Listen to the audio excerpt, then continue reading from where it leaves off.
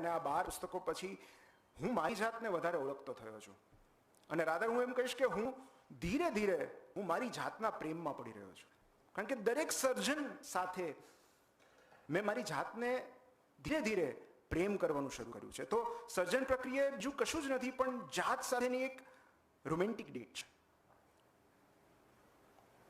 તમને તમારા વિશે એવી માહિતી ખબર પડે છે જે પહેલા યુ વર અનઅવેર, તમને ખબર જ નહોતી તમારામાં આવું પણ કશુંક રહેલું છે.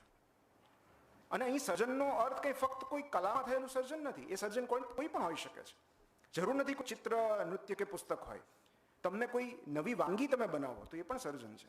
કોઈ છોડ ઉછેરો, ખેતી કરો, કાપડના એક ટુકડાને સિલાઈ મારીને કશું નવો પોશાક બનાવો તો એ પણ સર્જન છે. રંગોળી કરો તો એ પણ સર્જન છે. કોઈ બિઝનેસ પ્રોડક્ટ દ્વારા લોકોની જિંદગી બદલવા માટે કંઈક નવું તમે ઇન્ટ્રોડ્યુસ કરો તો એ પણ સર્જન છે. તો આજ સુધી જે નહોતું એને તમે અસ્તિત્વમાં લાવો છો એ દરેક વસ્તુ સર્જન છે. આપણી થોટ પ્રોસેસ, આપણા સબકોન્શિયસ સુધી પહોંચવાનો એકમાત્ર રસ્તો ક્રિએશન છે. અને એટલે ક્રિએશન જરૂરી છે.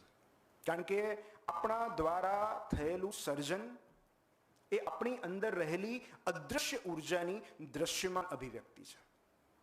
મતલબ હમણાં જ કીધું કે ઉપરથી કંઈક હોય ત્યારે આ થઈ શકે. તો એને આપણે વૈશ્વિક ચેતના કહીએ કે કુદરત, પણ હકીકત એ છે કે કોઈ એક એવી અદૃશ્ય ઉર્જા જ્યારે પોતાની હાજરી પુરાવે છે આપણા થકી, ત્યારે આપણે સર્જન કરી શકીએ છીએ. તો આપણા દ્વારા થતું સર્જન એ આપણા સર્જક સુધી પહોંચવાનો રસ્તો છે. અને બીજું સૌથી મહત્વનું કારણ જે મને હમણાં સમજાયું છે એ છે સ્વમાન. સર્જન પ્રક્રિયા ટ્રીમેન્ડસ સેલ્ફ એસ્ટીમ બૂસ્ટ કરે છે.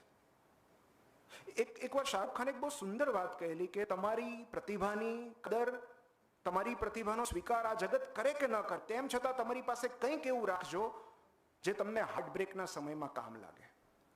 અને અત્યારના કોન્ટેક્સ્ટમાં બહુ જ જરૂરી છે.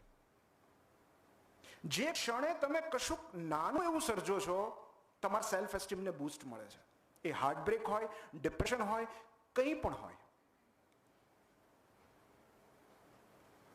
મને ખ્યાલ છે મારા 12 પુસ્તકોમાંથી સૌથી વધારે મારું પ્રિય હોય અને સૌથી વધારે પોપ્યુલર થયું હોય તો એ પપ્પાની ગર્લફ્રેન્ડ છે. અને પપ્પાની ગર્લફ્રેન્ડ મેં મારા વર્સ્ટ ફેઝમાં લખેલું, when I was in severe depression. તમે એક નાની રંગોળી કરો છો તો પણ તમારા સ્વમાનને બૂસ્ટ મળે છે. તમે કશુંક બનાવો છો કારણ કે તમે બનાવેલું છે. તો અત્યારના હમણાં જ આપણે જાણ્યું કે એક સેડ ઇન્સિડન્ટ, એક યુવતી, એક યુવાન છોકરીએ સુસાઇડ કર્યો. સર્જન પ્રક્રિયા દરેક માટે મહત્વની છે કારણ કે સર્જન આપણું અસ્તિત્વ ટકાવી રાખે છે. અસર્જનની પીડા બહુ ભયંકર હોય છે.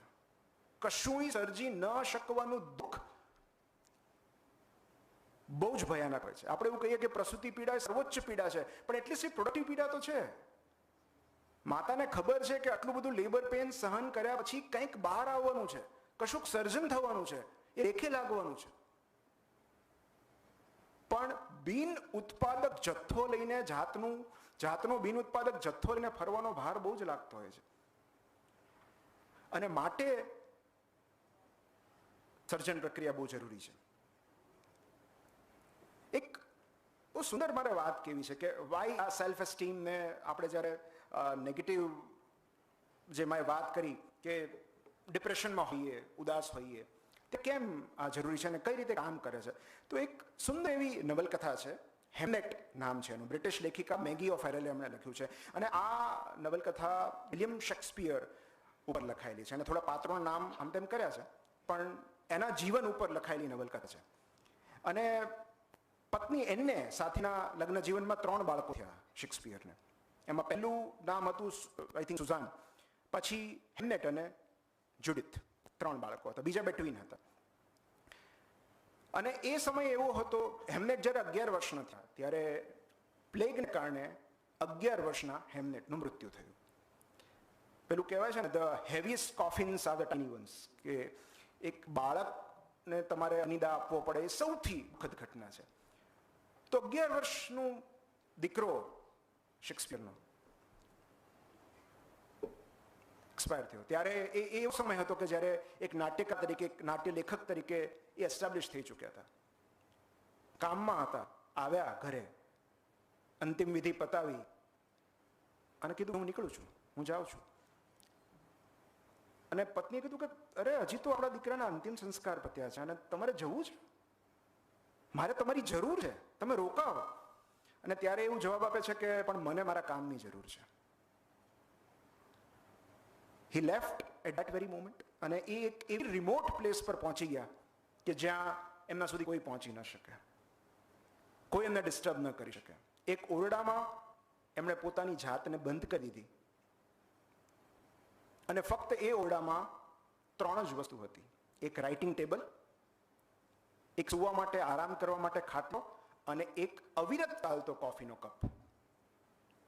એમણે પોતાની નેક્સ્ટ સ્ક્રિપ્ટ નાટકની લખવાનું ચાલુ કર્યું આ ઉદાસી સાથે, આ હાર્ટબ્રેક સાથે, દીકરા ગુમાવ્યાના વિરહ સાથે, અને લખતા રહ્યા.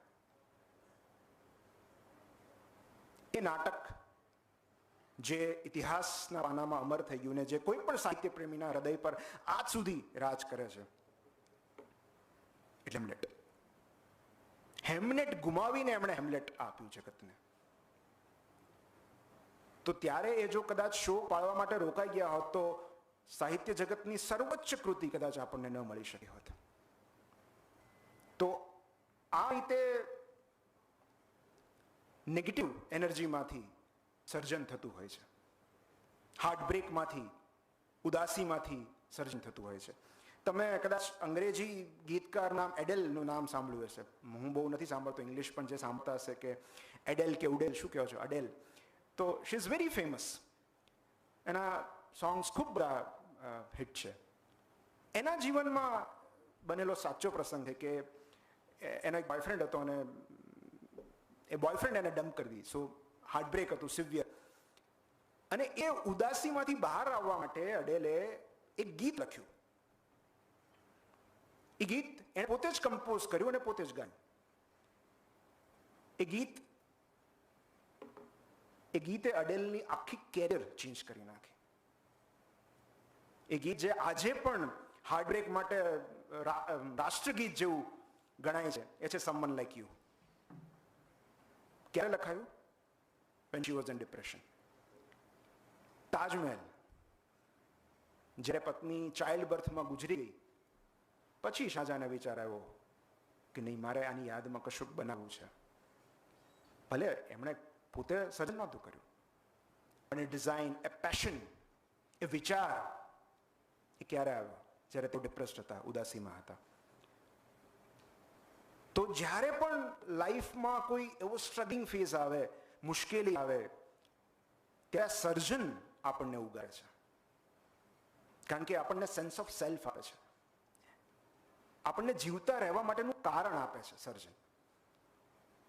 અને એટલે દરેક પાસે કોઈક એક એવી વસ્તુ હોવી જોઈએ જે એકલા હોઈએ અથવા એકલા પડી જઈએ ત્યારે આપણને સથવારો આપી શકે.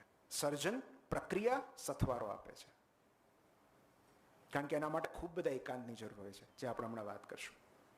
તો પ્રશ્ન એ છે કે ચલો તમે કીધું કે બધું કરવું જોઈએ, પણ ક્રિએટિવ કઈ રીતે બની શકાય? ક્રિએટિવ આઈડિયાઝ કેવી રીતે આવે?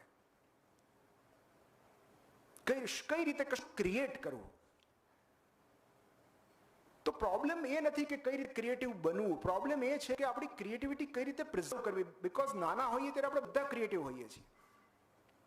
The problem is to preserve that creativity when we grow up. કારણ કે નાના હોઈએ તો આપણી કલ્પનાઓ જબરદસ્ત હોય છે, કારણ કે આપણે લોજિક નથી ભણ્યા હોતા, વિજ્ઞાન નથી ભણ્યા હોતા. મારા એક મિત્ર છે, એનો